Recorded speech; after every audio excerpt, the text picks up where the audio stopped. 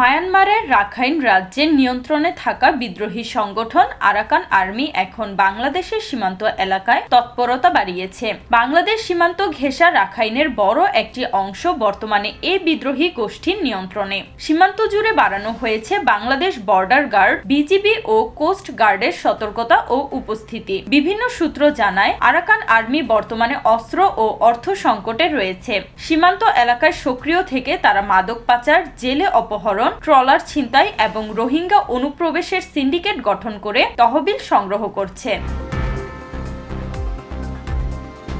মায়ানমারে চলমান সংঘাতে Arakan army সরকারের পাশাপাশি প্রতিদ্বন্দ্বী গোষ্ঠী আরসা ও আরএসওর বিরুদ্ধেও লড়ছে। গত এক মাসে কেবল নাফ নদী এলাকা থেকে 63 জন জেলেকে অপহরণ করেছে আরাকান আর্মি। 26 আগস্ট টেকনাফ থেকে 11 জন জেলেকে 2টি ট্রলার সহ ধরে নিয়ে যাওয়া হয়। চলতি বছরের ডিসেম্বর থেকে এ পর্যন্ত 267 জন জেলেকে অপহরণ করা হয়েছে, যাদের মধ্যে 189 জনকে উদ্ধার করা সম্ভব হয়েছে। কোস্ট ও বিজিপি তথ্য অনুযায়ী আরাকান আর্মি বর্তমানে নাফ নদী ও বঙ্গোপসাগর হয়ে মাদক ও অস্ত্র পাচারের রুট নিয়ন্ত্রণ করছে। শুধু 2025 সালে কক্সবাজার সীমান্ত এলাকায় 1321 কোটি টাকার মাদক জব্দ করেছে বিজিপি। 27 আগস্ট বিজিপির সঙ্গে গোলাগুলির ঘটনায় কক্সবাজারের খড়ের দ্বীপ এলাকা থেকে জিও-3, LM-16 ও MA-1 রাইফেল সহ বিপুল পরিমাণ গুলি উদ্ধার করা হয়।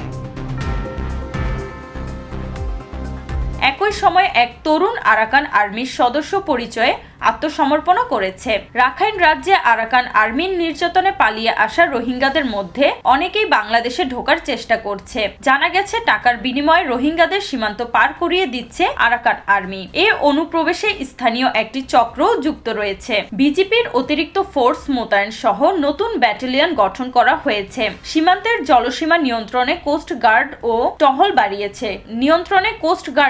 বাড়িয়েছে। বিজিপি ও প্রশাসন জানায়, বাংলাদেশের ভূখণ্ডে কোনো সন্ত্রাসী তৎপরতা সহ্য করা হবে না। সাবেক সামরিক অ্যাটাশে মেজর জেনারেল অফ শহীদুল হক বলেন, আরাকান আর্মি অস্ত্র ও অর্থ সংকটে। তারা মাদক চোরাচালান, মুক্তিপণ ও খাদ্য সরবরাহ চেয়ে বাংলাদেশে চাপ সৃষ্টি করতে চাইছে। তিনি বলেন, এই মুহূর্তে বাংলাদেশ সরকারকে কঠোর অবস্থান নিতে হবে।